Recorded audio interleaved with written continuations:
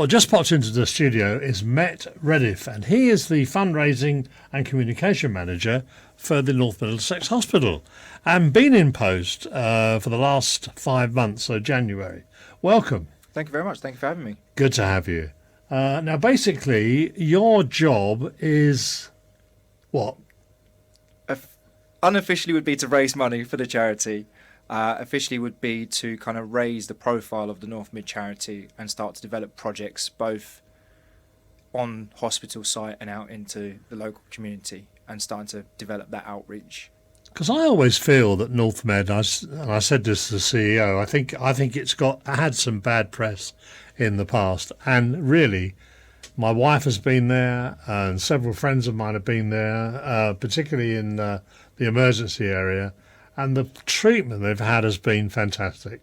Yeah, I'm a North Mid baby myself, so I've done a bit of a Lion King circle of life scenario and ended up back there.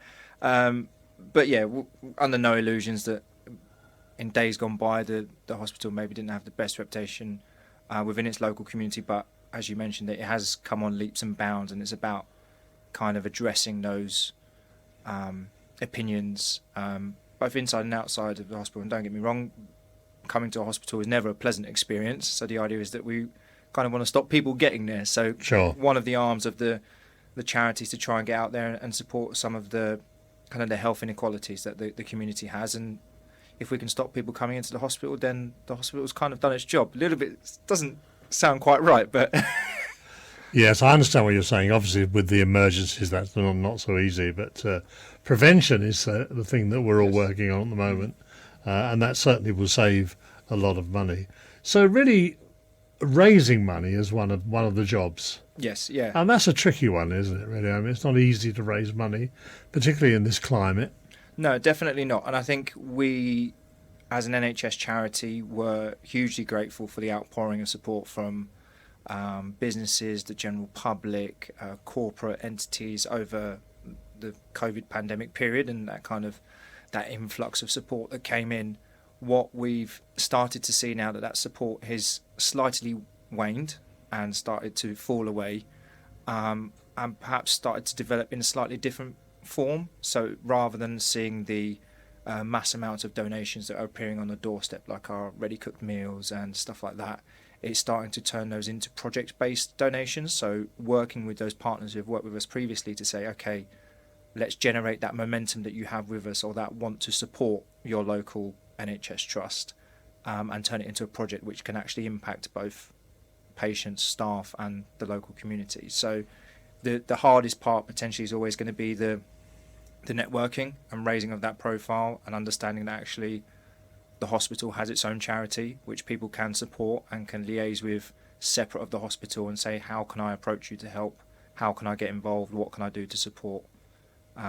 So it's just about tying that process in with ultimately trying to get funds available for projects. One of the projects we've just kind of completed phase 2 on was a staff allotment project, which we secured funding for from NHS Charities Together last year, which is that big pot of money that Sir Captain Tom was able to raise. Yeah. And the funding for that only lasted a year. So what we've been able to do since I've taken up post is make that project sustainable beyond the amount of funding. So we had partners from Vistry Partnerships, who are down in Meridian Way. We've got some great work with Edible London, who are a kind of sustainable food group, and also our one of our supporters on site of Weeks came together, and we've kind of given the allotment a facelift. We've replanted green beans, radishes, cucumbers, tomatoes, all that sort of stuff. Is it actually on the site? It's actually on the site. Right. It's in the it's kind of in the gardens of the trust headquarters.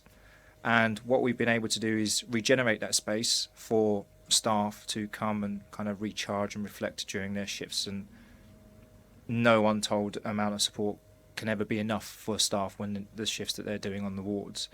But this space is a little bit of quiet time for them, and also that idea of sustainable growth and growing of foods that people can kind of pick and add to their lunches and take home, and kind of making that initial pot of money stretch over a year was fantastic. And now we've made it stretch 2 years to 3 years with no extra funding. And the hope being that in due course, as the hospital site is developed, that garden allotment space will be moved to separate parts of the hospital, and also potential community gardens in the local area, so that we can actually say that our allotment garden kick-started 4 allotments in the local area, or has developed a kind of grow your own program with local schools and stuff like that. Because it shouldn't really be ever underestimated what the staff have been through during this COVID situation. Yeah, no, it really should. And some of them I've spoken to look absolutely exhausted, particularly wearing initially some of the protection, which was uncomfortable to say the least. Yeah. And I think anything like that is extremely important.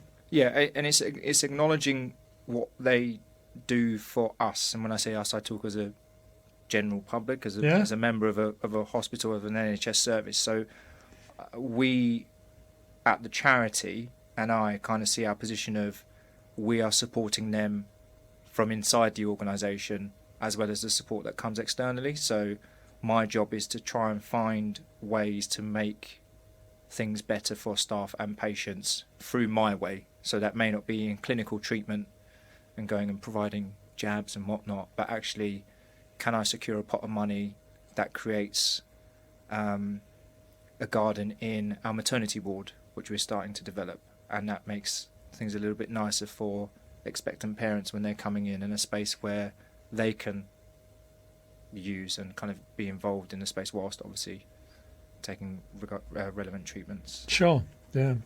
That sounds really interesting, actually.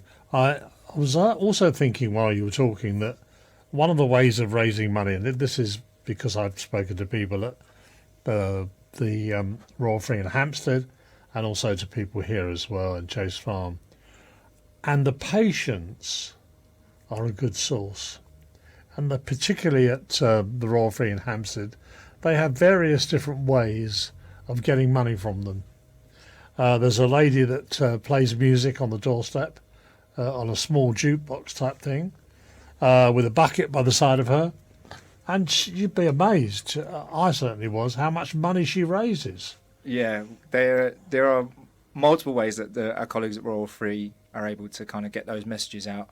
Unfortunately, I'm a one-man team at the minute, so it makes things slightly harder. But I've only got one bucket, I know. I only got one bucket and only got one instrument that I can play at once. But yeah, we've got a web page that's on the North Mid website, which is northmid.nhsuk/donate. And then we've obviously got our social media channels, which are at North Mid Charity on Instagram and Twitter, where people can reach out to as well. And again, it's just start building that profile and ways that people can donate for us, and hopefully a few more buckets will help. And also they have people coming in to play music. There's a girl that she comes here as well, a girl that plays a classical guitar. She goes around, once again, gets a few pounds here and there. Yeah, we've actually got a large classical piano in our atrium space, so kind of as you walk. Of course in. you have, yeah. So we're looking at ways that we can incorporate potential performers in there and kind of turning that into a fund awareness activity rather than bucket rattling. So I would imagine it would be quite easy actually to find someone who was prepared to come and play there. There's lots of people that are somewhat stifled by the COVID. I know quite a few of my friends who are musicians, and they've missed their gigs terribly. I mean, if they're interested. Well, none of them play the piano, unfortunately, but okay, I've got a drummer. Okay, we'll make it work. Got to be creative and think outside the box. And I've had a couple of people in here, funnily enough, that a singer, she did some stuff for us. So I think just putting the feelers out, you'd be surprised at what response you'll get. Yeah, no, definitely. And like I said, part of me coming in to meet with you today is about raising that profile of the charity, because having been in post, one of the things that I've realised is that potentially not a lot of people know that North Mid has its own charity. The Royal Free, for example, its name carries itself wherever you go, much like your Great Ormond Streets. But North Mid doesn't have that exposure as of yet. So kind of part of my job and the work I've been doing over the past 5 months is raising that profile within the hospital for staff, and that's starting to happen, and we're starting to see a wave of momentum of staff coming forward to say, oh, I'd like to fundraise for you, I'd like to run the Royal Parks Half Marathon, or we've got a team who are climbing Mount Snowdon at the start of June, and they're looking to raise £1,500 for that. So it's that idea of people stepping forward to say, yes, I'd like to be involved, and kind of that ripple effect. Once you have one, Sure. you get 3, and then that's 5 and 10, and then all of a sudden we are... So do you have your own website? Yes, so it's part of the... If you go to the North Mid main page, which is northmid.nhs.uk, on the main page there's actually a button there that says click to donate, and then that takes you to our website, which sits underneath the North Mid page. And do you think people get a bit frightened by click to donate? Do you think it's a worry that they... Or do you emphasise the fact that even £1 would do? Oh yeah, there's a real breakdown of kind of the sums that people put forward, that literally anything can help. Something like £5 can buy a toiletry kit for someone who's coming into A&E and hasn't been able to come prepared for any items, and they're having to be admitted into hospital. And that can go all the way up to 50s, hundreds, thousands of pounds, whatever people are able to or willing to donate. There's a breakdown of things that we could potentially do with it. But equally, if donors were looking for something specific that might be close to their heart, a cause which means a lot to them, whether it be like a bladder scanner or something to do with cancer treatment, we also welcome those, and we would obviously honour the wishes of the donor and apply accordingly. Sure. Yeah, I mean, you're always... I know how the NHS allocate their money, and there's not enough to go around, really. No, there really isn't. And when you think that the NHS staff are the front line of what we're dealing with, even pre-COVID, and now COVID's not gone anywhere, but we're still having to now tackle new things and other issues that are kind of regularly arising. It's about making sure that we give them all of the opportunities that they need to just do their job, really. The latest one that seems to be hitting the news is monkeypox. I don't really understand it, so I won't talk about it, but yeah, there seems to be one thing after another, doesn't it, really? Yeah, you're kind of thinking, when's it going to end? Yeah. Sort of thing. When can we just have a little bit of quiet? Yes. I mean, we seem to be through the worst of the COVID, although not entirely. It's still around. Still people are getting it. I've been fortunate that it hasn't got me yet. Let's keep it that way. Yeah. Yeah, not to be recommended. So really, basically, what we're saying is that there's stuff for the future that's in the pipeline. Yes. But a lot of it can't really be talked about yet because it's not got the okay to go ahead. So we've got a few different projects which we are finalising, and it's at that point where we're then able to go out into the community and say, can you help? We're looking at stuff that could potentially be linked with children's playgrounds, right? Potentially linked with caring kits for kids, which are packages which are provided to young people who are admitted to hospital at late notice. There's lots of different facets that are going around, projects that are going around, which allow us to really reach different areas of the hospital and beyond.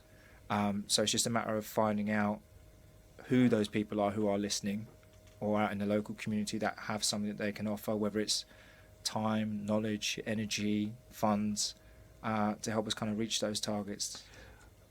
We seem to be getting more results from people using the Wi-Fi than we do the actual setups in the hospital. For example, feedback, I guess the biggest one at the moment, WhatsApp. Yes. Which kind of surprised an old chap like me, but nevertheless, we do use it. We do listen to what people say, and we also advertise it. The programs are put on Facebook, and they're also put on WhatsApp, and what's the other one? Twitter. Yes. And that's another one that I'm getting responses to as well. So the profile in the wards seems to be changing. Now, whether it's the quality of the kit they're offered or whether it's not available, a friend of mine was in, strange enough, North Med, and it wasn't available. So he listened on his smart device. And I think that's I was talking to our hierarchy here. I think that's the way forward. Yeah, we were just talking just before we came on, weren't we? Yeah. Everything's turning into that kind of digital age now, and I Yeah. think the idea that you can access everything from the palm of your hand in your smartphone makes things really, really easy for people to get hold of. So it's about that idea of getting the information out to people in the easiest way possible. And likewise, sometimes the kit is not potentially available. Potentially, if you're picking up radio stations in the hospital, may not be available to you, but you can pick it up on your phone and away you go, sort of thing. Yeah, so certainly, and also the staff aren't always available to sanitise it and give it to you. That's another issue. Yeah. They've got far too much to do. Yeah. But I think something that's worth promoting because I don't, apart from maybe some of the elderly people, most people seem to have some kind of a smart device. Yeah, they've all, and I think it's around. People have that luxury now of being able to choose the content that they want, Yep. so they can go directly to the content that they want and access it. So, much like yourselves, we need to find a way of becoming the content that they want, so they can access it straight away. One of the advantages, and it's become more and more important during COVID, because they weren't allowed visitors in certain areas. They're still not, I believe. That's correct. But they get a request here. You know, it's not like going to the BBC and getting into the lottery and hoping you'll be mentioned. If you ask for a request here, you get it. Yeah. Which is, even if we haven't got the music, we will find a way of getting it. So, I mean, that's quite an important thing. It's that personalised approach, isn't it? Well, absolutely, yeah. If you're feeling a bit average and, you know, someone plays a request for you, sometimes that makes them happy, sometimes it makes them cry, but at least we get a reaction. Yeah, no, definitely. Okay, so you're going to let me have, for the future, information of what you're going to be covering so we Yes. can broadcast it. Definitely, yeah. We've had some interesting contacts with North Mid.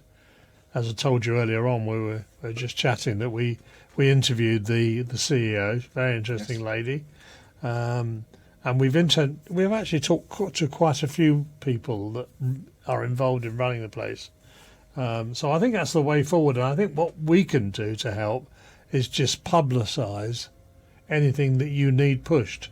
No, that's really grateful, and obviously as we work together with yourselves and the charity, hopefully that will start to pick things up. I know that some of the other radio station colleagues like David have been liaising with the hospital around kind of raising the profile of the radio at ours, because obviously you broadcast to North Mid. So Yeah. As the IPC rules start to change and we can start to have stuff out on wards like the pamphlets and the booklets and stuff, we can start getting that back out again. And hopefully it becomes like a 2-for-1. Well, unfortunately, we have to be careful because of the performing rights, which is stopping us getting stuff into the waiting areas at the moment. Yeah. But that's something that we can overcome. And then we can, that's the kind of thing that we can advertise stuff then, you see. Definitely, yeah. So for the future, it's looking quite rosy. Yeah, there's lots of plans. I've been involved in the discussions around kind of some of the materials that we could work together on and getting that information out there. So it's kind of, we're just awaiting for kind of the right time, essentially, to be able to get out there and start talking to people. Because even now, it's hard to get onto wards and talk to people. And obviously you don't want to disturb people as they're resting or recovering or going through treatment. But still that ability to be able to go onto a ward and say, by the way, we can offer this, or you do know there's a radio station you can tune into. But hopefully as things look to get a bit better, we can start to do that. Yes, I'm not sure when the visitors will be allowed back, but certainly in the meantime, it's there if they need it. Yeah, definitely. It's been very entertaining and very interesting. Thank you. No, thank you very much. Thank you for taking the time to come and talk to us. Thank you. And any time you want to do it again, just let me know. Just round the corner, so I'll be straight round. Thanks very much. Thank you very much.